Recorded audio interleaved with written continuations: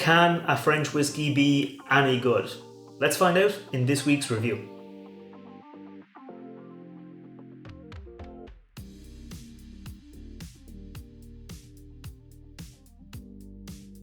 Welcome back to the channel. I'm Matt, I'm the whiskey nerd, and like I said, this week I'm looking at a French whiskey that I hope will be quite good. I'm looking at, and I'm going to butcher the name, the Fondaugee. If you know how to pronounce that, let me know down below, but I think it's the Fondaugee Grand Cru Pure Malt Whiskey. So let me get it into the glass and I'll tell you a little bit more about it. Now, I am a novice at French whiskey, I'll say. This is my third French whiskey I've ever had, and I was not impressed by the other two French whiskies I've tried. I mean, one of them, the Edu Grey Rock, I'll put a link to that up there, a link down below if you want to check that review out.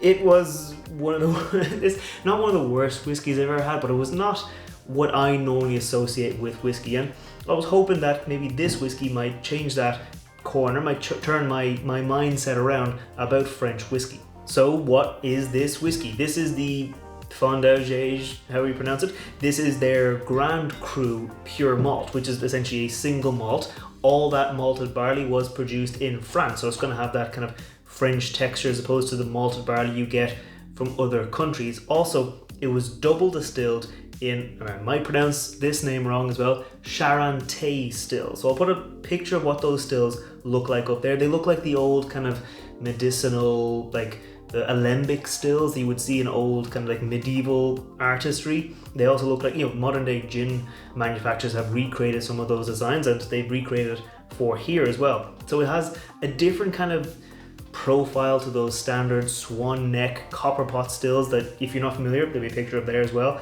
that most distilleries today, most whiskey distilleries use. So it has a different kind of vibe, so it might give a different kind of flavor or profile to the whiskey because it won't have that traditional kind of copper contact. It'll have a different kind of a feel. It'll still have copper contact, but it won't have the same way of those classic whiskeys that me and maybe you are used to.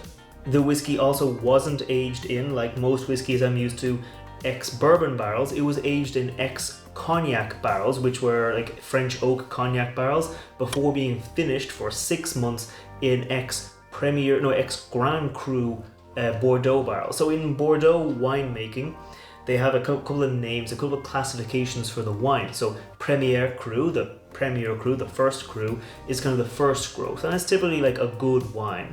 The Grand Cru, however, is apparently the better wine. It says it's the great growth, it's fantastic growth, and it should give typically a better wine, more full flavored wine. So hopefully that has translated into this whiskey. This here is coming in at 40%. It's non-chill filtered, and I assume it's also natural color because it's non-chill filtered. So it's also got quite a nice kind of deep flavor, which I hope has come from those wine casks. They also don't give an age statement for the whiskey, and I wasn't able to find one online, so I don't know how old the whiskey is, but I think that's not talking about it. Let's go in for the nose on the Fondaugee. Again, if you know how to pronounce it, let me know down below. I might redub the video, but let's go in for the nose on this French whiskey. Cheers.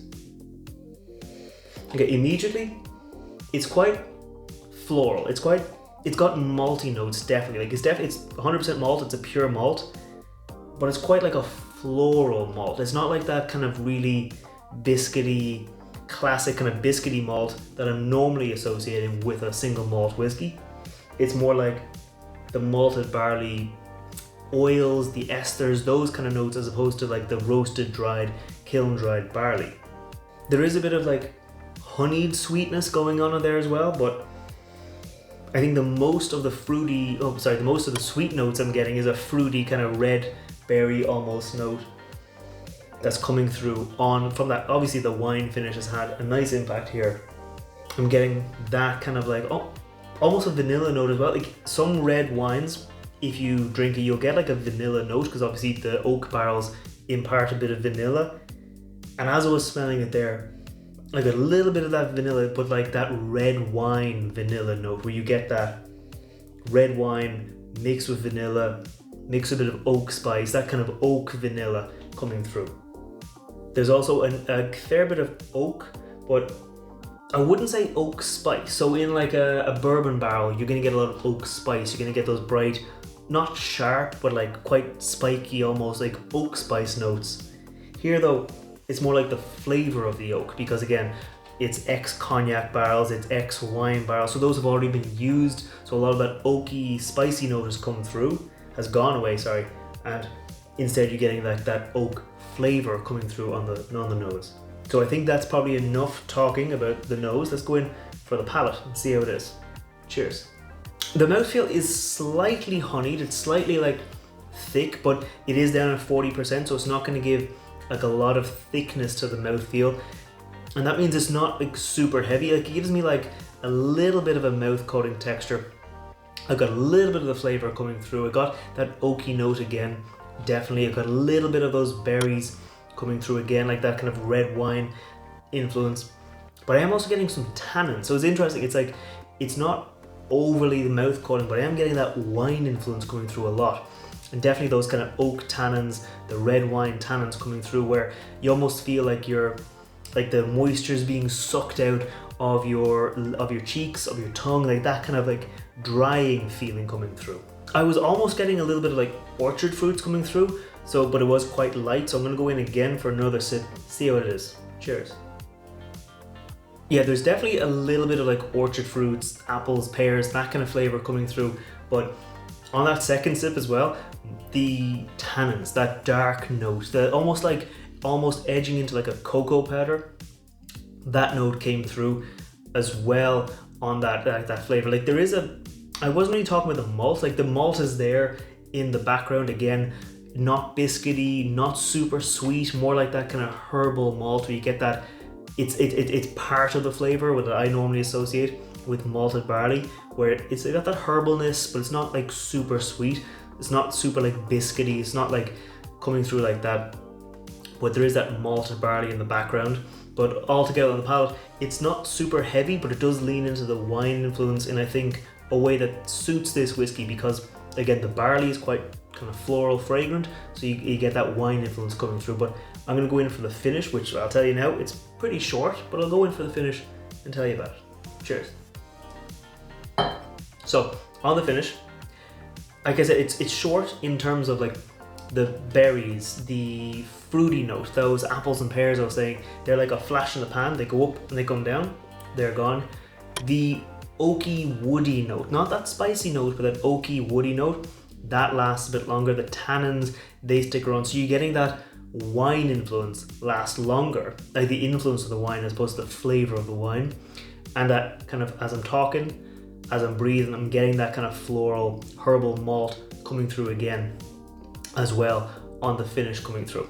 Before I give my final thoughts on this whiskey, if you're new here, scroll down, hit that like button, hit that subscribe button. I put out whiskey reviews every Wednesday, and I put out cocktail recipes featuring whiskey, and I will have a French themed cocktail featuring this whiskey this Friday. So if you want to see that, make sure you hit subscribe. But overall, this is a nice little whiskey. Has it changed my mind about French whiskies? A little bit. I wouldn't say this is the best whiskey I've ever had. I mean, I'm a fan of Irish whiskey. It definitely has some notes in it there that are reminiscent of Irish whiskey, but don't really go in that same direction. That might be a feature of the malt, like the French malt might have a distinct characteristic, or terroir, they call it in wine. And that might be a feature coming through here where I'm getting that kind of note coming through, and that's maybe throwing me off. I do think there's something in here reminiscent of that Edu Grey Rock. Again, link up there, link down below. There's something in there reminiscent of that, so I think it's that French malt coming through. But overall, this is probably the best of the 3 French whiskies I've tried. But just because it's the best French whiskey I've ever had doesn't mean it's the best whiskey I've ever had. Those are the French whiskies where, like I said, not great. So overall, it hasn't really changed my mind about French whiskey. I still think the best whiskies are going to come from Ireland, Scotland, America, Japan, Canada. I don't think you're going to get the best whiskies in the world coming out of France. I might be proven wrong.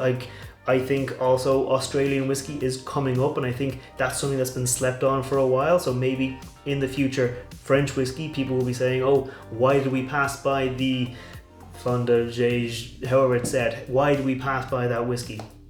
For me though, it's maybe encouraging me, maybe the next time I'm in France, I'll pick up a different bottle by them or by a different producer and try a few more and see if I can find it. I find it one I like, but as for now, it's a solid little whiskey. There's nothing really wrong with it, but for me, there are other whiskeys I like better. So if you're a fan of French whiskey, or if you want to try out French whiskies, I'd start here as opposed to like the Edu Grey Rock. But if you're not a fan of French whiskey and you don't want to become a fan of French whiskey, maybe give it a miss and find a whiskey you like. Either way, like I said, solid little whiskey. I'm probably going to enjoy this, and I will see you next time.